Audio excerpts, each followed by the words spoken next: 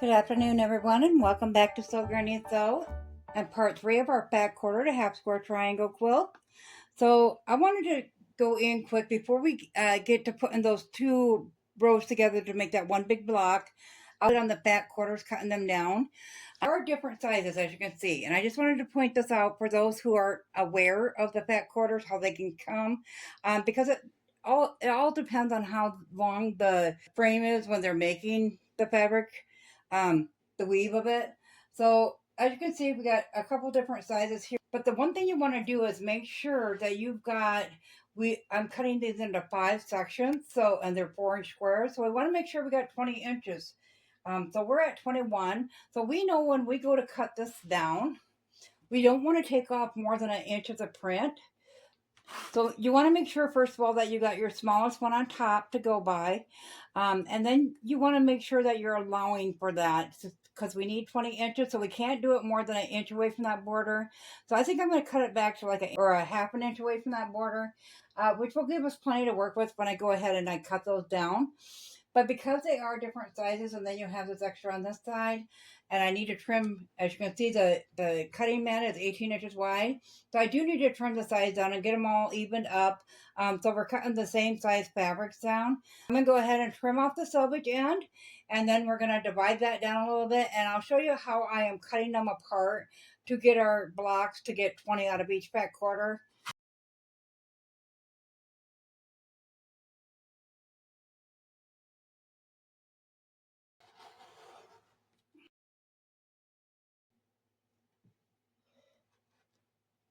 Go ahead and take a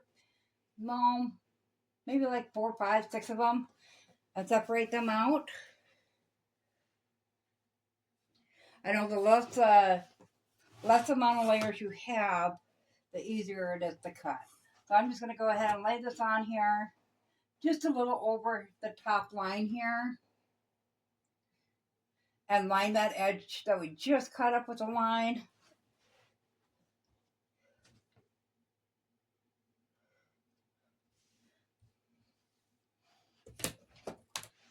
And then we'll print this side off.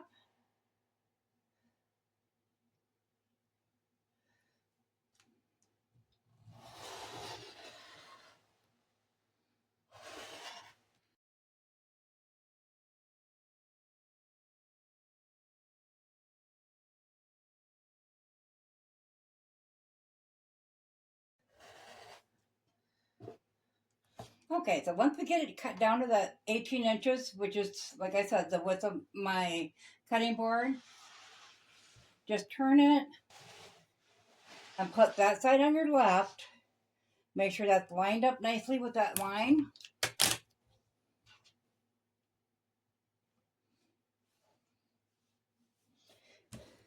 And then you'll just take your ruler and put it at the 4-inch mark and start cutting strips.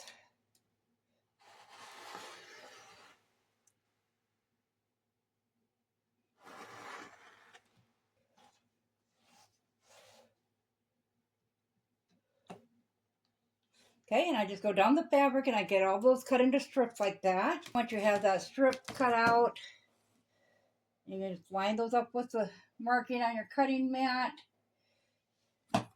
Once again, just go to the 4-inch mark. And you'll get 5 of these strips per fat quarter, and then you'll get 4 of this out of each strip, which gives you 20 blocks per fat quarter. Now, if you wanted, you could use the charm packs. I know when I went to search out to see if I could find where to purchase this fabric if you wanted it, I could not find it in anything but charm packs. But charm packs are 5-inch squares, so you could always cut down your charm packs into 4-inch squares and use those just the same. Or you can make them bigger, but you'll end up with a bit bigger block, of course. I like this size because then every block you make expands the size of the quilt by 1 foot.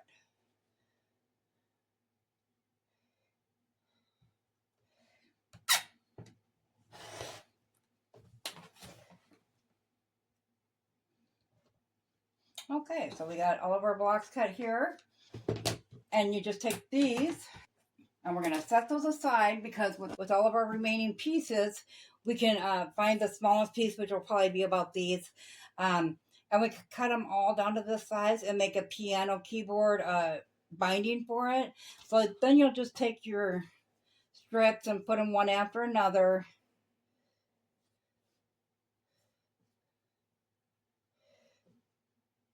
And sew them together, open it up, add another one, and you'll just do that, and you'll make one big continuous strip. And then I will have that part done because I am going to use this for the binding. I'm going to go ahead and have this part done before I meet you back here next time so I can show you how we're doing the binding, how we're going to attach it, and so forth.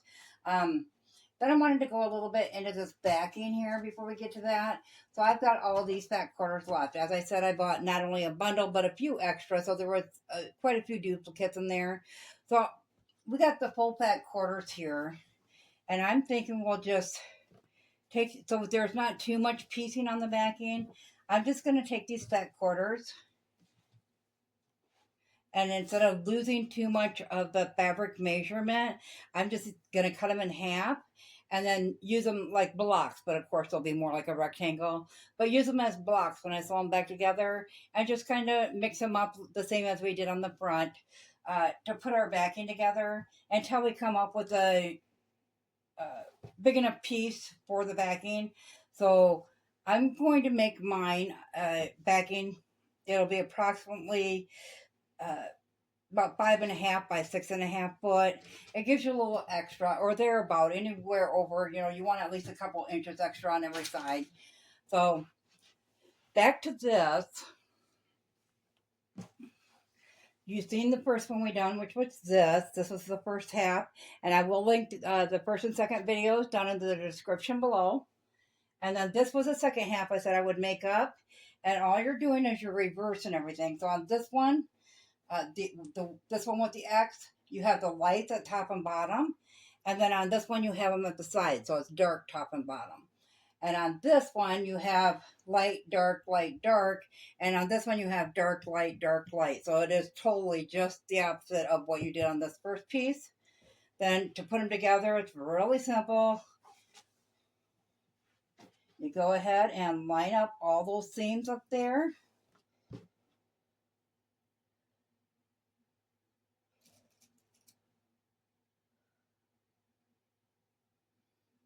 Pin them into place.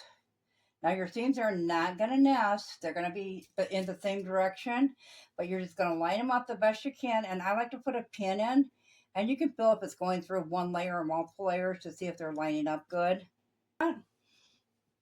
I'll go ahead and finish pinning the rest of this. Once we get it all pinned, we're going to take a 1/4 inch seam all the way along that. You're going to need 6 pieces identical to this, so you're going to need to make another 24 blocks. So I'm going to go ahead and I'll get this finished pinned. I'll get it stitched up, and then we're going to iron it open just like these. So separate that seam out and iron down flat. So we're going to go ahead and get that part done, and I will meet you back here. Okay, so this is where we're at. This is actually 4 squares, so it's 2 foot by 2 foot. Actually, it'll be 2.5 inch by 2.5 inch at this point. So we will need a total of 6 of these, identical, just like this. And then we'll just go 3 down, and then of course a second row. And then we'll do a half a row at the end. But I will bring you back when we go to do that half a row, as we're going to have to see. We should end up with this X at the end because it'll just be 2 rows over. So we would need this half here would be our extra row on it, because we do want it 5 wide and then 6 long.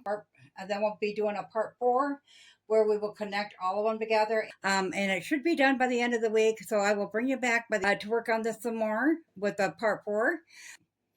As always, guys, if you found this video useful, go ahead and give it a big thumbs up. It really helps our channel grow. If you haven't subscribed yet, go ahead and hit that subscribe button, because we'd love to have you here at Sew Granny Sew. Thanks all. Have a great day. Bye.